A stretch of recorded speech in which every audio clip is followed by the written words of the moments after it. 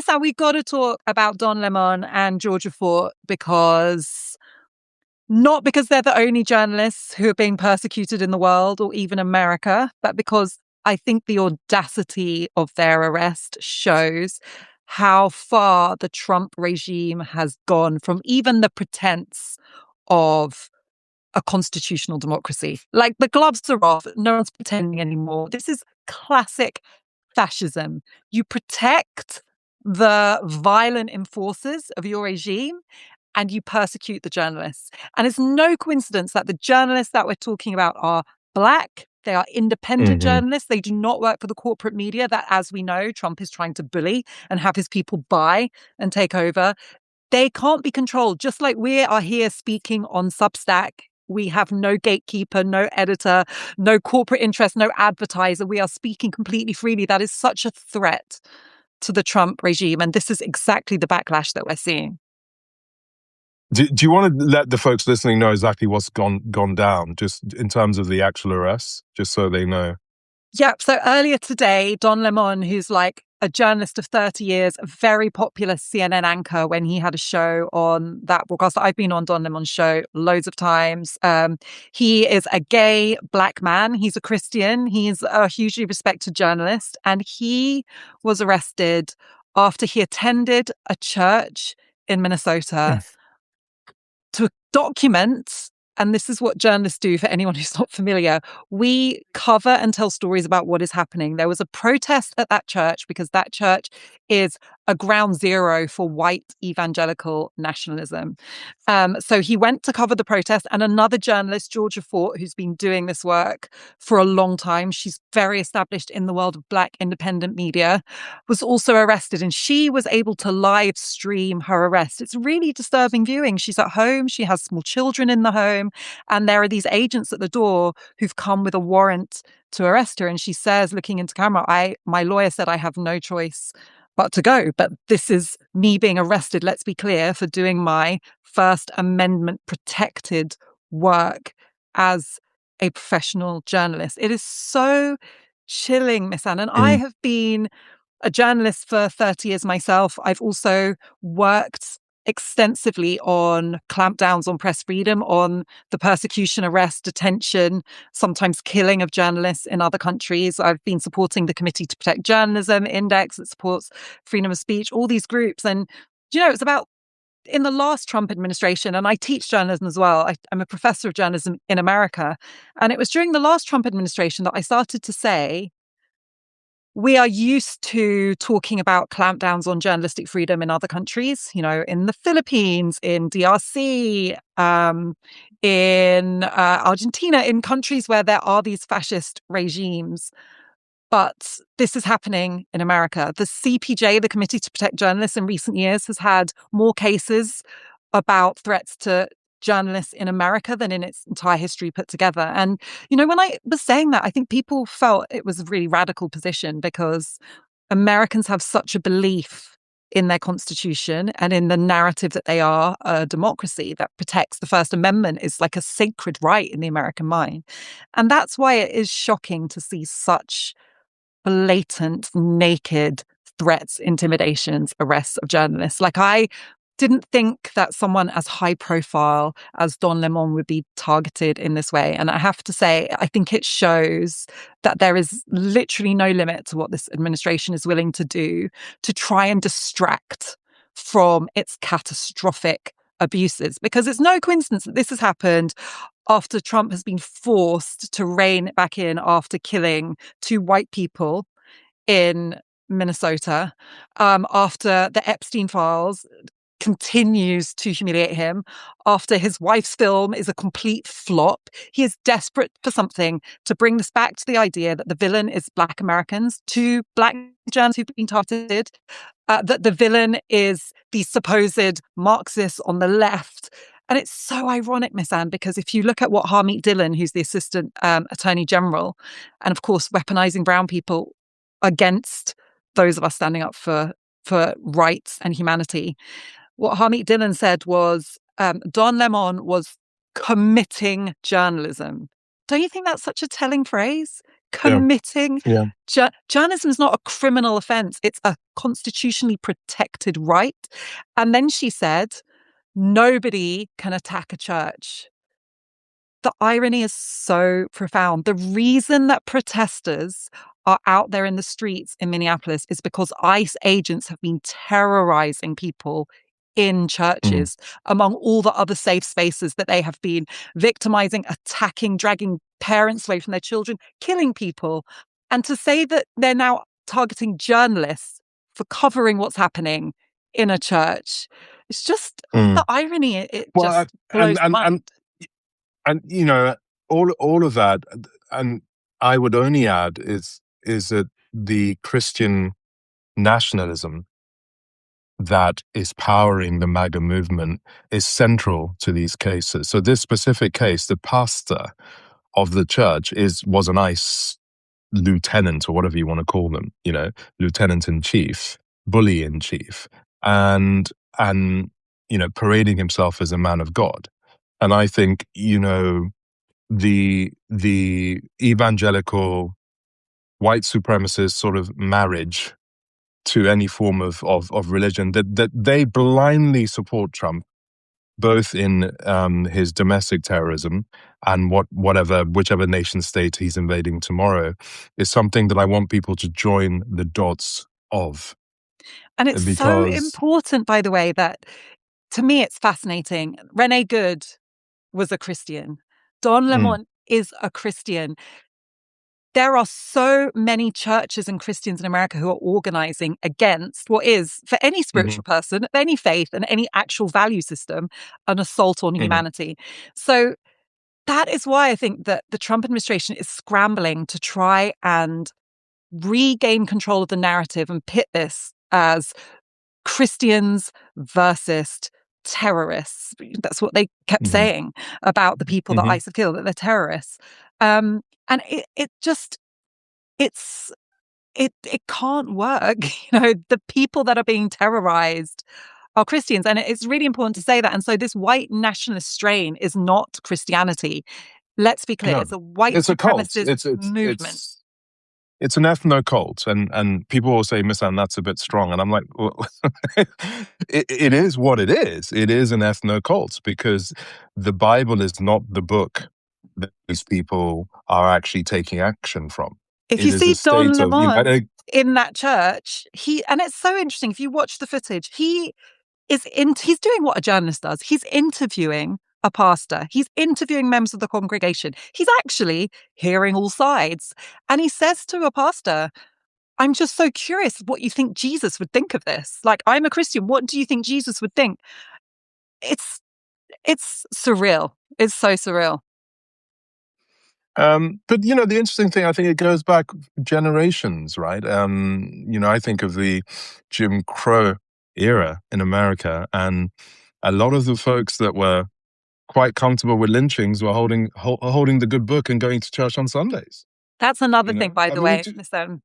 The absolute audacity. Do you know the piece of legislation that the Trump regime is using to persecute these journalists? It's the 1874 Enforcement Act, aka the KKK Act. This is a piece of law that was specifically implemented during the Reconstruction era to protect African Americans. The cynicism of this government knows absolutely no bounds. And that's the legislation they are weaponizing against Black journalists who are doing their job. This affects me so personally, Miss Anne, because I teach journalism in America. Obviously, I'm a Black journalist. The reason I mhm, teach journalism is because I am trying to raise, among so many incredible colleagues, a new generation of journalists, including many mhm, Black journalists. And you yeah. don't become a journalist now because you want to be rich and famous. Let's be clear. No, no, no, no, no. You become a journalist now because you actually believe in telling stories with integrity and a pursuit of fact. And you believe that the world still needs that. And you believe that that should be done by people who represent us, not by an elite from one demographic group. And, you do this work, you're raising this generation of journalists to do better, to have integrity, to ask better questions, to be Yeah. true to their lived experience, as well as curious about others. Mhm. And you feel this responsibility, like, am I raising these young people to do something that's safe? am I putting them into crosshairs? And, I experienced this very profoundly during the Palestine protests at my school at the University of Southern California, when the university administration invited the LAPD riot police onto our campus, shut the Jesus Christ. campus, so that the only journalists who could get onto campus and document what was happening were our students. They were literally the only journalists there because they're students at the university. And the courage and integrity of these young people documenting this clampdown on their rights to protest was so inspiring. But at the same time, you feel like some of our students got arrested for Mm, doing what we're teaching them to do, which is be journalists. And it's really, really distressing to see your proteges that you're inspiring and mm, energizing and encouraging to believe in this work, knowing that they'll be persecuted for doing it. And actually, the mm. better they do it, the more likely they are to be persecuted. And it's a huge responsibility, and one I feel I, really, it's not safe to be a journalist in America right now. And that is a fact. I will never, I will never forgive a generation of actual journalists for what they did post October 2023, when the encampments were happening all over America, and how they basically spoke about your own students. There's a statue of George Orwell outside the BBC. And there's a quote, and the quote goes, "If liberty means anything at all, it means the right to tell people what they do not want to hear." Outside the BBC. And it is one of those singular sort of pillars of what the fourth estate is actually supposed to be. And I was emotional and proud of the student movement across America at a Yeah. very, very scary time, right? And I was seeing them being hidden by batons, arrested, deported, the whole nine yards. But I was also seeing members of the established press describing them as domestic terrorists, or whatever word they were going to do. And you've just reminded me, Afua, and I will not name the celebrity, but I had lunch with a very, very, very famous actor. And it was an intimate setting. And his agent and a few other folks were there. And they were already watching me because this guy wanted to meet me. And I we were think I can talking, and guess who it is, by the way. I, I pulled out my phone, and I was showing him these amazing students, and showing him a lot, because a lot of the other thing is, a lot of the encampment and student movement was run by Jewish students. That's Yeah. another really important point that Yeah. just was never, no one seemed to talk about. And I could see this actor getting really like, God, this is incredible. This is amazing. Is there a film? I was like, yeah, it's called The Encampments. And his agent came out of nowhere and he said, hey, do you remember the conversation we had where I told you these kids are Hamas and they're being paid by Iran? And I was just like, it was the weirdest thing, because this is a man who's older than me, being Wow. told by his agent that every every student in America is a Manchurian candidate that's been programmed by a nefarious rogue state. I was like, what the fuck is this? Wow. And the conversation was over. They kind of steered him into another direction. I was like, dang. I'm genuinely curious because a lot of Americans, I think, genuinely believed that the Palestine protests was this takeover from basically domestic terrorists, because that's what they're being brainwashed into believing. And I'm not excusing it. I'm not excusing it, because it's an unacceptable lack of curiosity or any kind of intellectual scrutiny to believe that. But whatever, they're being pumped with this nonsense.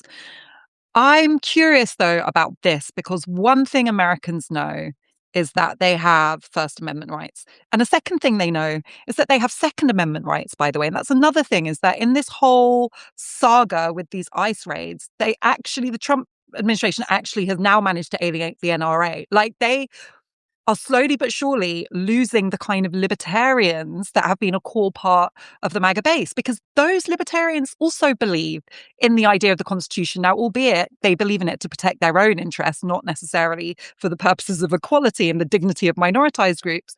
But when you start saying you can arrest a journalist, by the way, a household name journalist, for doing journalism, and you can shoot an ICU nurse in the head because he's carrying a gun, uh, even though he's licensed gun holder, you start to They think that took the gun and shot him 10 times, just to they be clear. They took the they gun and then shot him.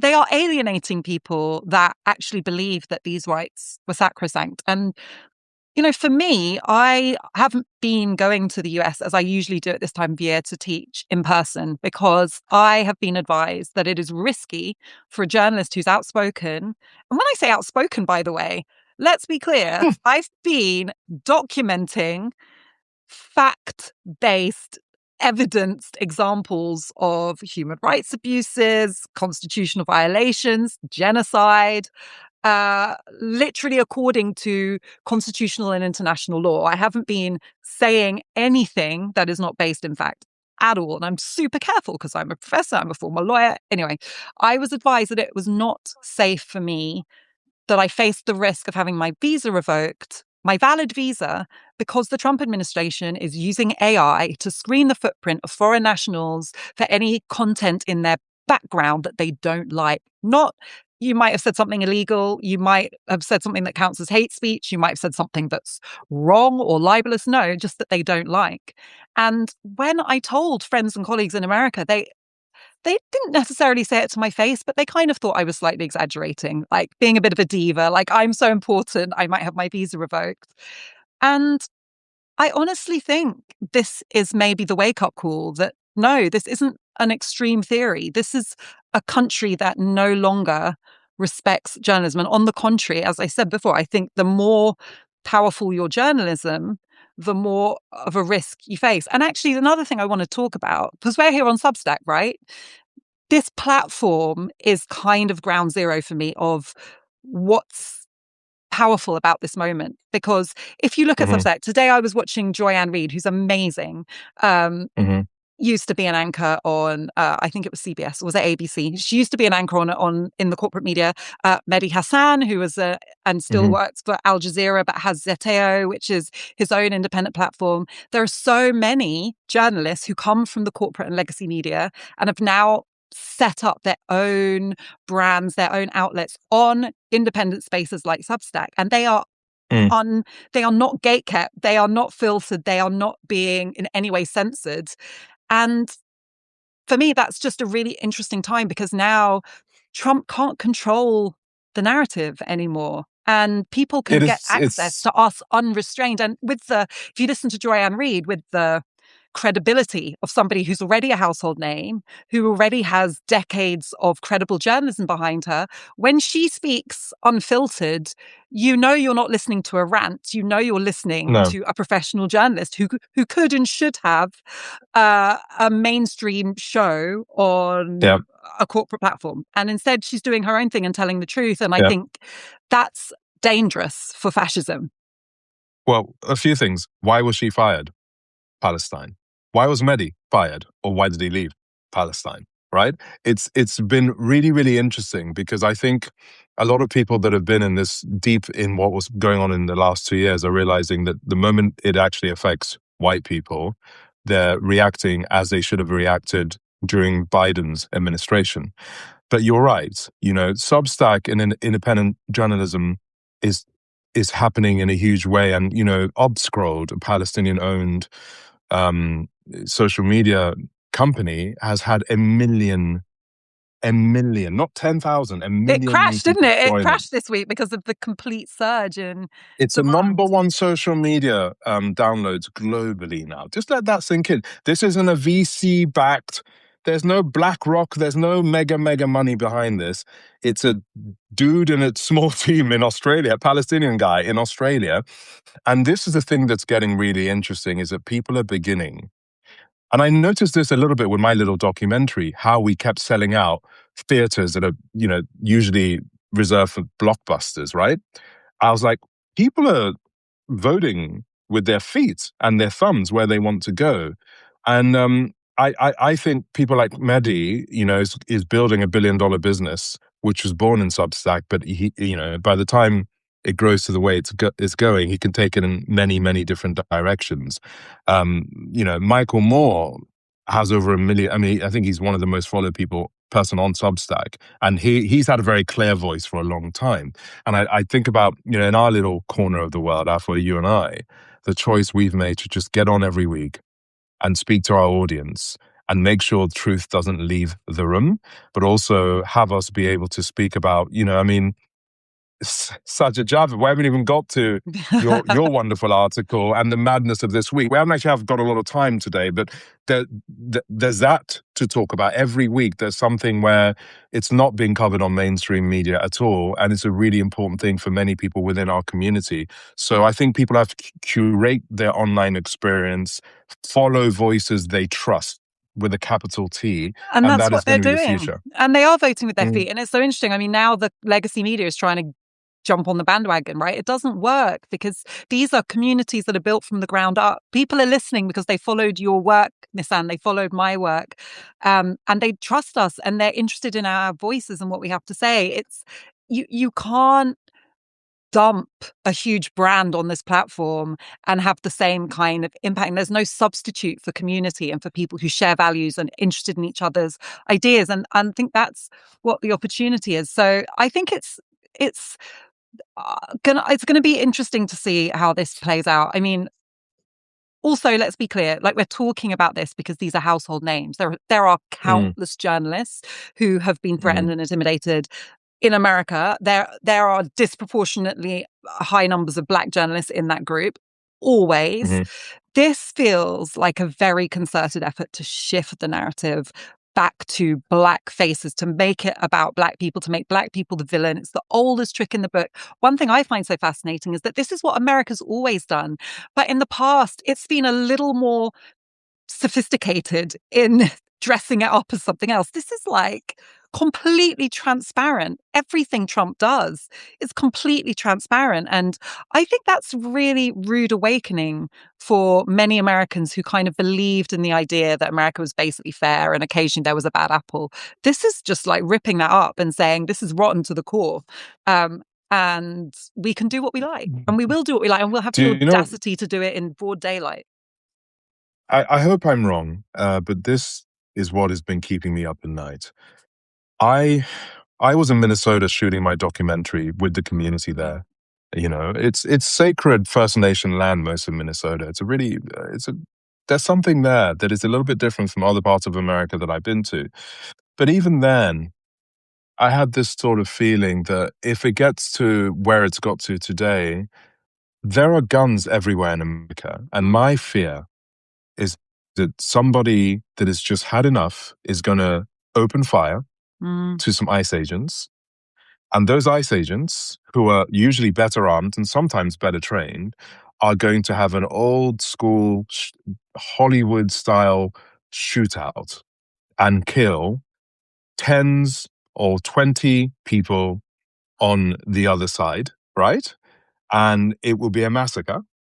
And then we are into the territory that Alex Garland wrote about, well, did a movie about in Civil War. And everyone says, Misan, but I'm telling you, those guys, when I saw how they killed, Renee Good was bad enough, but if I've rewatched the Alex Pretty video, It's and it is horrific. absolutely fucking crazy, excuse my language, because you don't shoot a man or woman who's on the ground 9 more times. We shouldn't shoot them at all. But this was Call of Duty behavior. So if these people if that's how trigger happy they are, and the emotions are that high, and there are people on whatever side of the fence that you're on that are armed, it's not if, it's when. And what I don't know is when the when happens. Misan, I don't think they need an excuse. I mean, look what happened to Ilhan Omar, who you met in your film, incredible congresswoman in Minneapolis, who was attacked this week Mhm. by someone who attended a meeting, I think a town hall meeting. Mhm. And, you can imagine were that one of Trump's allies. That would have been the excuse to start something. And Mhm. instead, Trump said that he thought she probably planted the attack. I mean, there's no, there's no restraint here. And so I think what Trump wants to do, he's going to do. He doesn't need an excuse. And another thing I'll say, I think that Americans are becoming very strategic. African Americans have always been strategic. They know that Trump dreams of being able to describe something in Minneapolis as a race riot and to justify sending in the National Guard. They know. And they been knowing. They know what they're doing. They've been dealing with it for generations. This constant terror from the state, it's just so much more visible to everyone else right now. And so if you look at Hmm. the protests in Minneapolis, they have been very careful in how they're not going to make it easy for him. And the point is, I think if he wants to do that, he's going to do it anyway. But I think the backlash to this is that white Americans are starting to think that this is not the America that they signed up Mm. to. And Celebs are speaking. Republicans, celebrities, people don't like it. The only celebrity who seems to like this is Nicki freaking Nikki. Minaj, who is She's in the big house now. she is so far gone. She's in It's the big house. wild. And she actually famously made a disgusting homophobic slur about Don Lemon and said, I hope he gets locked up. So she's, yeah, it's interesting. I don't know. We could have a separate conversation about how much we knew what a vile human being she was before. Did you read that post by the photographer who took her portrait 10 years ago for, I think it was Vogue? You didn't read it. Was so No, interesting. He's now talking about like how he shot that cover intentionally to make her look like a fascist because that's how she behaved on the shoot. But anyway, it's not really the credibility that's gonna save Trump from this mess. I Nicki mean, we will do Minaj. another episode on the how someone like Nicki Minaj, because it runs deep, how she could even become as big as a star as she did. There was and has been a co-opted program to push a very particular sort of music into the Black communities. And those of us that are old enough to remember when neo soul artists were selling out, arenas, and we had Dwele and Music Soul Child and Jill Scott, and suddenly about 3 or 4 years into their peak, they disappeared. And they didn't disappear due to lack of demand or lack of talent. They disappeared because the people that own the major record labels wanted the culture to move into a different direction. And it wasn't long after that where we had what I call mumble rap, and then these sort of creations. And Nicki is one of those that came. People don't put these dots together, but it's all, if it was a meritocracy based on demand, she wouldn't even be a star.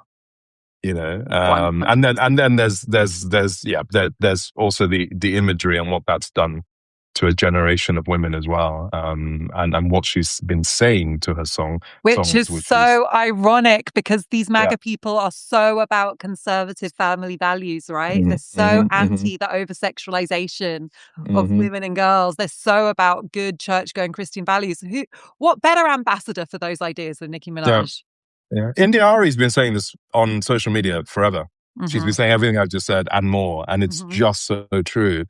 And there is a reckoning, that and we can go into who owns Black culture in terms of, and I've said this before, that it is a white supremacist venture.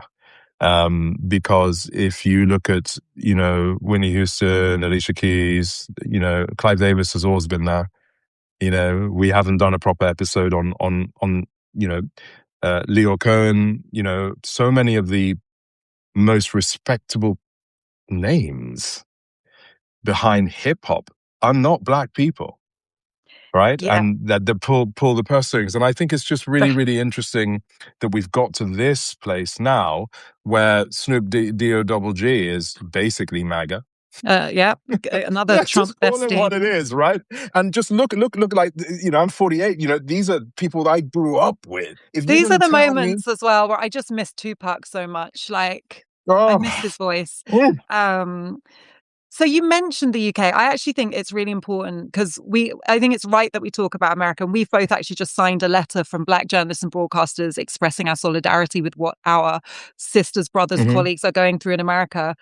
We are living in a country that is so what's happening in the US is happening, right? We've condemned it unequivocally. We are living in the UK in a country that actually has a party that might win the next election that aspires to what's happening in the US. So while they're busy trying to work out how the hell they got into this mess, we're like, Our dream is to get there. Nigel Farage has said repeatedly he would love to see an equivalent of ICE agents openly carrying out raids and terrorizing people in the community in this country. And, I'm not really in the business of trying to reach reform voters because I know other people who can do that.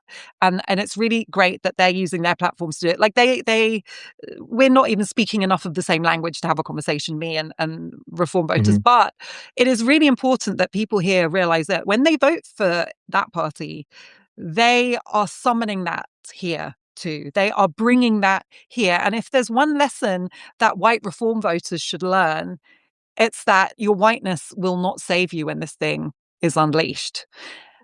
As for brown reform voters, Miss Anne,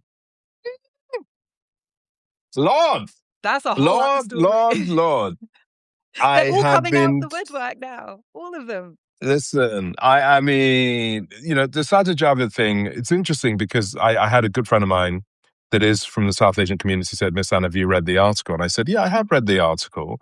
And there are some valid points. He was abused as a kid. His father was awful to him. That there are lots of things that on paper, people will read and say, blooming yeah, that's a thing. But when you start veering into, I want everyone to be able to speak English, I to don't be see the able to have connection. the. If you are a traumatized person who's been the victim of abuse, like it would be nice if you had compassion and if Mm, you cared about the dignity and well-being of others. And if you're going to mm, take your trauma and weaponize it so that you try to legitimize terrorizing and traumatizing others, just think about the children in America, right? we're seeing them screaming Liam while their Ramos. mother is is Mm, is is forcibly removed from them, being left mm, alone from the age of 5, some of them. Every single one of these is a child who will never ever unsee the trauma that they're experiencing during these ICE raids. yeah. Every single one. And it's unacceptable for somebody to try and justify their support for fascism because they Hmm. have suffered in and also to me it makes absolutely no sense. I just don't understand why that is a reason why you would support a party that is pledging to leave more people traumatized. Make that make sense. Well, I think that what's also worse is as if we don't know our own history, because when they came to the Benin Kingdom and raped and pillaged, By they you mean the British colonials, presumably. yes, they didn't. They weren't speaking our language. They weren't asking us about how to assimilate, right? Which is the talking point that everyone says. Oh, these immigrants, they got to learn to speak English and live like us. When India, which was a third of the world's GDP, doing just fine, right? When the Raj became what it was, they certainly were not asking about how to speak languages and assimilate. And I think, I love that term. I used it in a video I did a few days ago. We are here because you were there, Mm-hmm. right? And it's Basically. just an important thing. It really goes down, and I think we But bring up Kemi a lot. We bring up Kwasi, we bring up, but it is every single brown and black politician that is remotely senior has decided to do this dance. And but this is what it's so transparent. Assimilation is not about assimilation. It's about white supremacy. Assimilation suggests some kind of neutral idea that if you go to another culture, you should assimilate into it. You go there, you assimilate, they come here, they say, no. Everyone who's not white should aspire to be white. And if they're Mhm, not doing it, it's a problem. When white people go to your country, they're going to continue behaving the same way while meanwhile stealing mhm, your shit from under you. When you come here, you need to bow and scrape and pray that they'll accept you. And that's what it is so painful to see the Sajid Javids because it's so pathetic. It's like he is working so hard to virtue signal to right wing white mhm, people that he's a good brown person, he's a good immigrant, he's gonna become as much like them as possible. And you know what? They're still going to hate him. They're still going to hate mhm. him because reform is full of racists. It's so funny, the headline on the Sajid Javid piece was initially why I wouldn't let my people like my family in the UK now.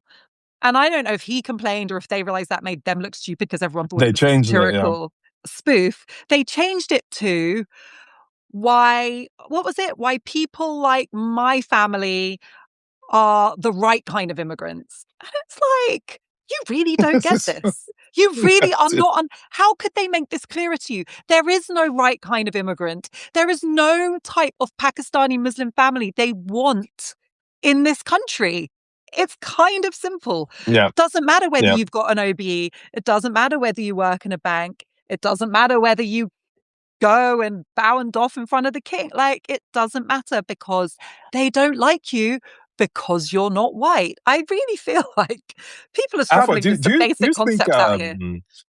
do you speak or understand Pidgin, Niger Pidgin? Yeah, I mean, the key Okay. words. Okay. I'm not gonna speak full Pidgin, but just listening to you, we have our term Oyibo. Now, to all the Nigers listening, when an Oyibo person gets a job in Niger, we will call them what? Expats, Abi. Expats. They get the 3-bedroom townhouse, driver, healthcare, fully. You change how you are when you're even meeting them, Abi. When you go and try and find work in London, you're an immigrant. It's got so There's no bad expat. There in is no Ghana. expat in London.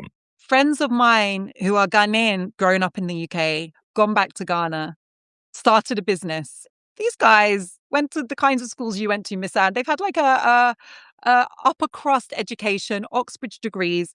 They go back to Ghana. They still have to import some white school friend to be the face of their business, to get Straight up. Ghanaians to take their business seriously. It's so deep. When we talk about internalized racism, I don't think people realize you are in the country of your own heritage, having to use white people to legitimize your shit because that's what people look up to. It's so dark and it's so sad, but it's also by design. It's not like some inevitability. It's not like, oh, we're just genetically programmed to look up to whiteness. No, colonialism was a highly successful project. Let's just acknowledge it. It was strategic, it was calculated. It was a generational program of brainwashing alongside the physical appropriation and theft, and it worked. And that's why, if you want change, you also have to be pretty strategic and clear about the things that need to be dismantled. Meanwhile, these guys are out here just embarrassing themselves, Miss Anne, and it's actually pitiful to watch the Sajid Javids and the Suella Bravermans and the Priti Patels and the Kemi Badenochs, because the way that the Tories are going to deal with Kemi, there will be no mercy. There is no love whatsoever. And it's like she's the only one who did not get the memo. Pity her. Yeah. Well, Kemi, it's interesting because I haven't looked at her CV in totality, but she hasn't been applying for jobs with you, Miss, and that really surprises me. No. We all code switch as the Black experience. I'm sorry, we all do it, and it is left to the ones that have had the privileges you and I have had, Afua, right? To enter the machinery of privilege and power and break down those systems and speak truth to power.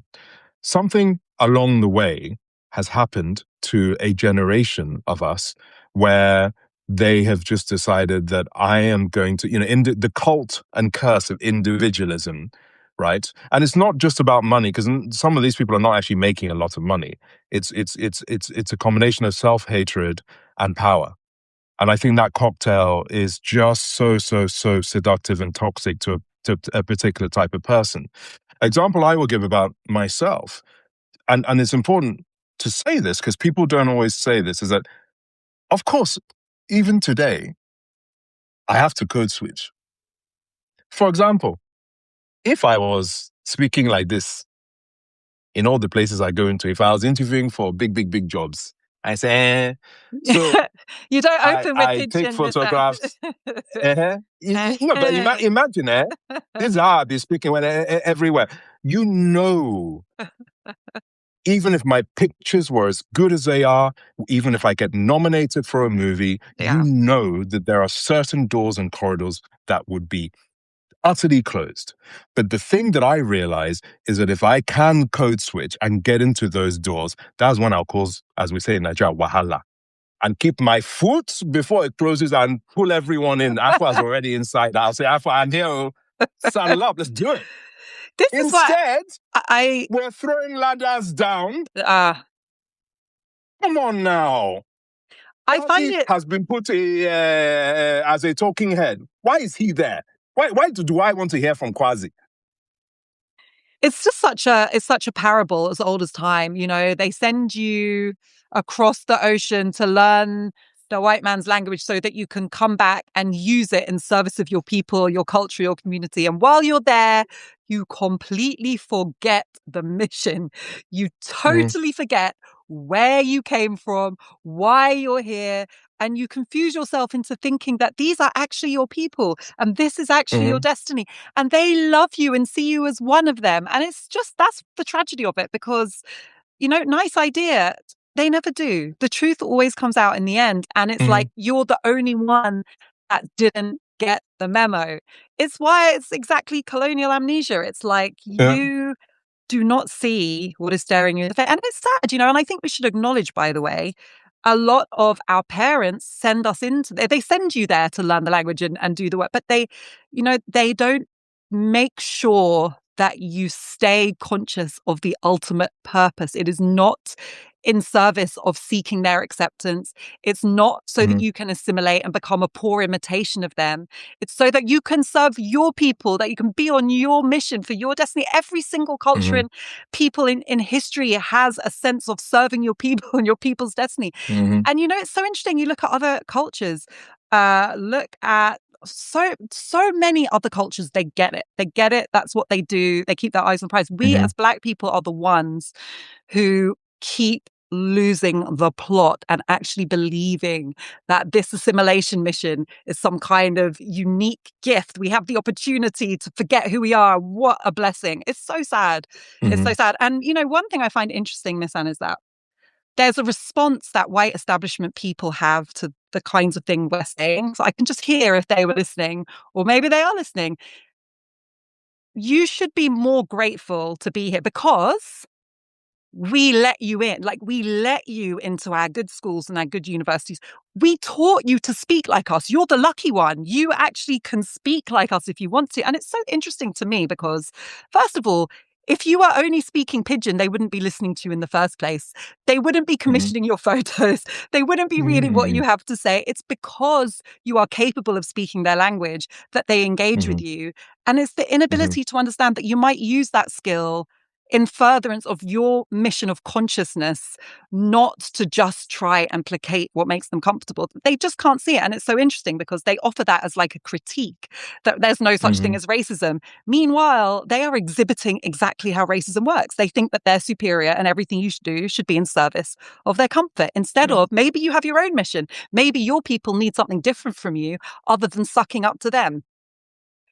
Well, that's why, and we've discussed this offline, I am a particular threat to certain corners of establishment, right? Because, like, but he's been trained as one of us. How dare he? I have How to say, dare like, he we want to? all code switch, but your code switching is levels, Miss Ad. Like, if we had a code switching awards, you would be up there in the show. I just want Look, to also read look, some of the comments because there are so many people that really relate to this. And it's really beautiful. A lot of people are feeling very seen by this conversation. Lusa Goosey, internalized white supremacy is pure mhm. quasiism. True. It is quasism. It's Great term. quasiism. Thank you for coining that. Uh, Melanie Anning, we can't forget how to code switch. It happens in every aspect of our lives. That is so true. The chronista, approval addiction. Oh my God, I love that. I'm going to use that. Hmm. That is truth. And Jay Davis, who always is the first to join. We love you, Jay Davis. Uh, Yeah. he's heartened to see us speaking out. I, Thank I, you. I want to. I want to give two quick examples of, because some people from the outside look at people like Afua and I, and it's easy to think that we may have a different experience to you. Nah, it's the same. And the first, I'll be very quick. The first experience I'll tell you about. I'm chairman of South Bank, so I oversee 11 acres of London, including the Royal Festival Hall, Hayward Gallery, blah blah blah. The very cool skate park. I was on an event at the South Bank. And we're going into a place called the Skylon with lots of luminaries. And a Skylon is lady a walks up. very fancy restaurant with like riverside views over the Thames. A lady walks up to me and she goes, "Do you work here?" And I just presumed she thought I was, as part of the senior leadership, which The I am. owner? And I was like, You thought she I thought was you were like, the yes, owner? yes, yes, No, yes, this isn't my yes. restaurant. Um, and and um, and she goes, "Okay, I need 2 Merlots and make it snappy." Right? She didn't add the make it Yeah. snappy. Yeah, she did. She didn't do this, but she said, "And make it snappy." And I looked at her and I just said, I don't and this is the thing about our trauma. I always think I'm prepared for these moments, but we never are. We just never are. And I just said, I don't work at the bar here. And I stepped outside and I was actually really disturbed by it. The second one was at a Christmas party at a dear friend of mine's house, and one of the most powerful patron of the arts in the UK. She literally decides a big chunk of what happens in the arts and has done for a while. She sits next to me after she's told who I am, and she goes, "I'm so tired of this black and white thing." And I thought she was talking That about was my her photography. opening.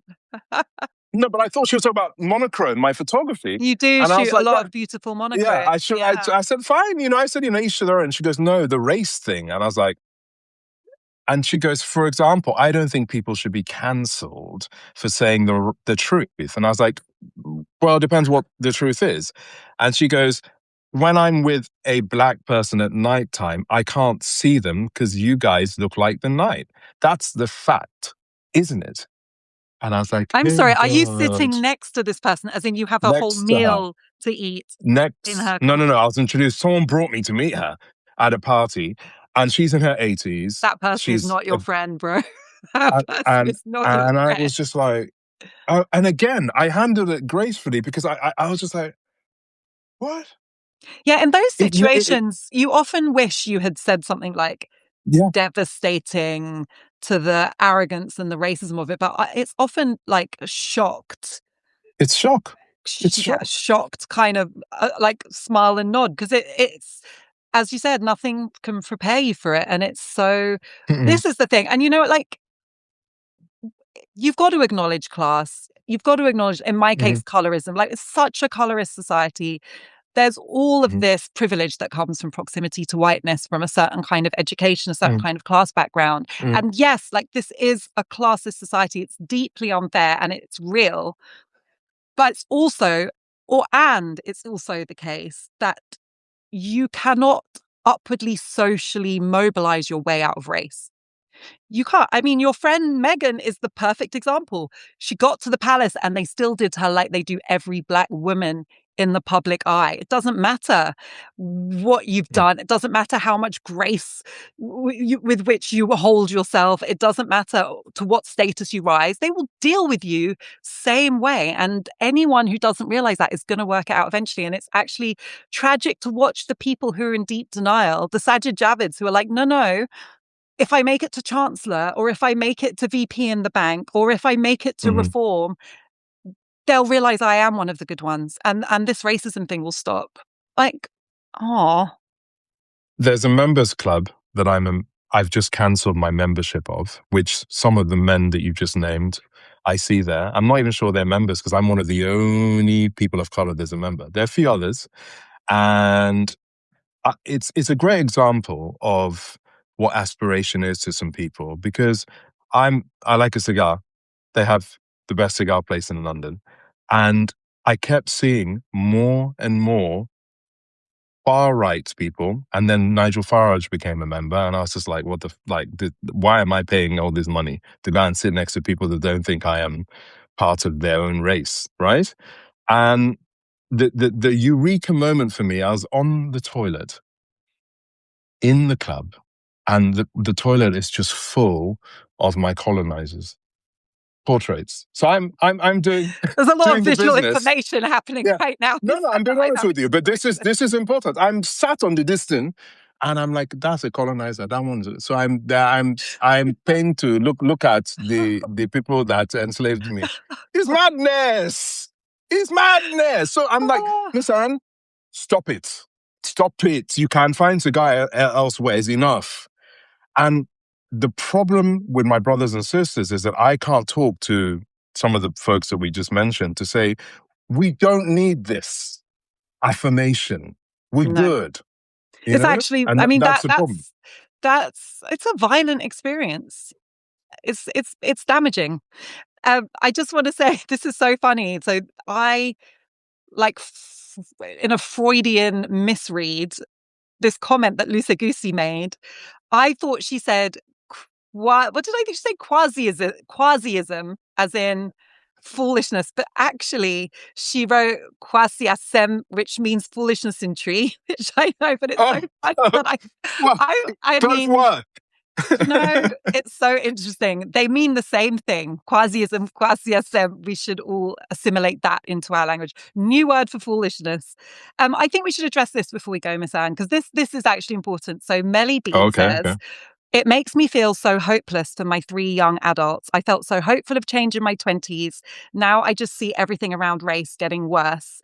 So I think we should address that head on, because I don't feel despair at this moment. I actually Mm-mm-mm. feel this is an opportunity for us to organize around our shared Mm-hmm. values in a way that's very difficult when we have the veneer of democracy and fairness. And, I would say for most of my life in the UK, I mean, I did my A levels as New Labour were getting elected. And it was this moment of euphoria, like, wow, this is great. Thatcherism's done. This is multiculturalism. Mm-hmm. We're rising, we're modernizing. It's all go from here. Like, that's all in the Mm-hmm. Mm-hmm. past. And Mm-hmm.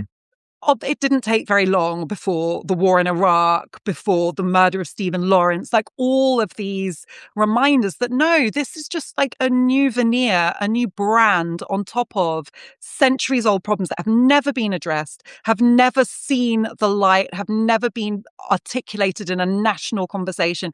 There have been so many organizers, communities, grassroots activists, historians who've been doing the work. But this gives us an opportunity to amplify their work and to all start really working out what our values are. So this is an opportunity that is being gifted to us for clarity and purpose. And that's why, like, when I write my pieces now, I'm being really intentional about putting next steps. What can you do? Because, when you're like a columnist for The Guardian, as I have been, all these mainstream papers, you kind of write these opinion pieces, and I put so much work and thought into my opinion pieces, but it's like you're not actually showing people how we can move forward. You're just critiquing the problems. And that's Mm-hmm. really important. Like, you need clarity on what the problems are.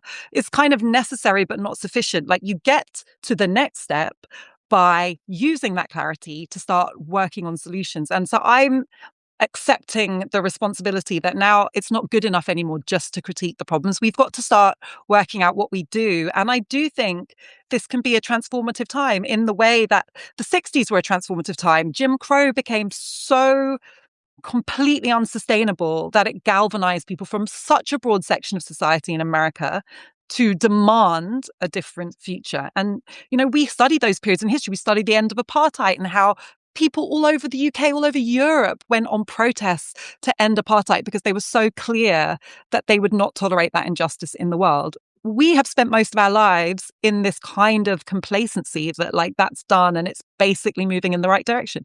It's not. And this is our chance to leave a legacy that we're going to do something different. Everything you said, I'm at the tip of the spear of protest, right? And I am seeing multiple communities that are coming together in a way that is far beyond the performative BS allyship that happened post George Floyd, far beyond any of these committees that were set up by firms and PR companies. This is And if real if you could community. ever have asked for a case study into what actual activism and change looks like this has showed us, like, the superficiality of the kind of corporate virtue signaling after George Floyd's murder.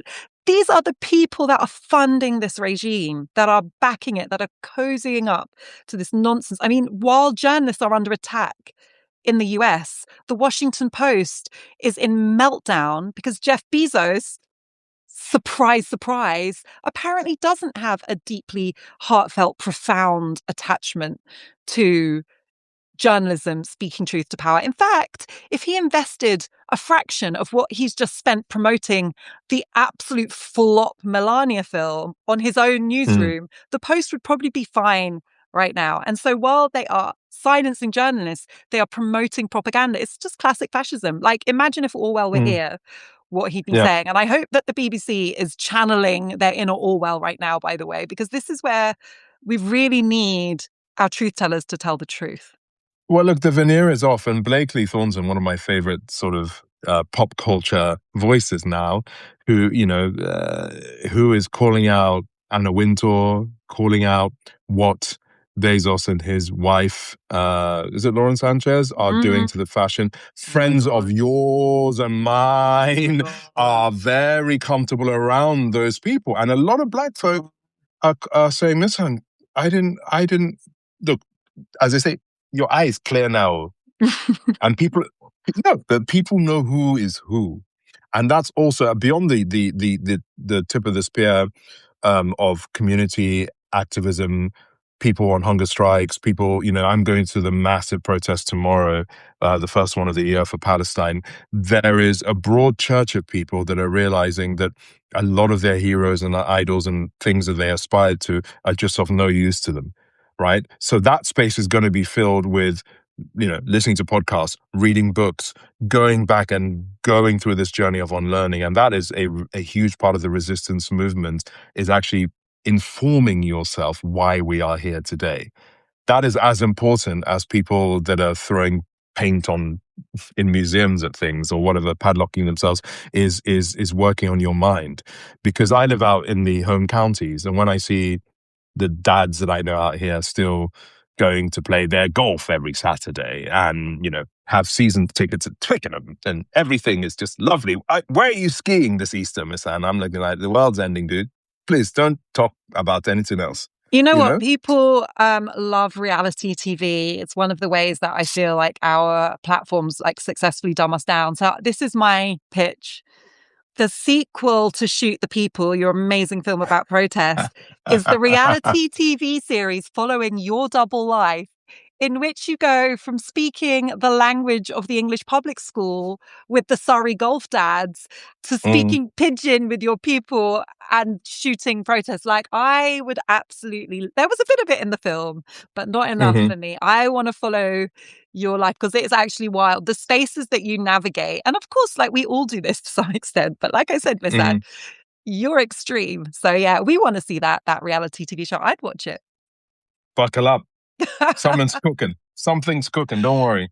All right, time to go. Thank you for joining us. You all give me hope, honestly. Like, it gives me Yeah. energy to see people showing up. And, we have no agenda here. We're not getting paid to No, do this. We're not doing it for no. sponsorship advertising. We're literally having a conversation because it nourishes us. And knowing that it nourishes you and gives you energy as you go off into your battles as well is, yeah, it gives me life. So thank you. Yeah. See you next And week. just remember before we go, every flipping room you walk into is lucky to have you in it.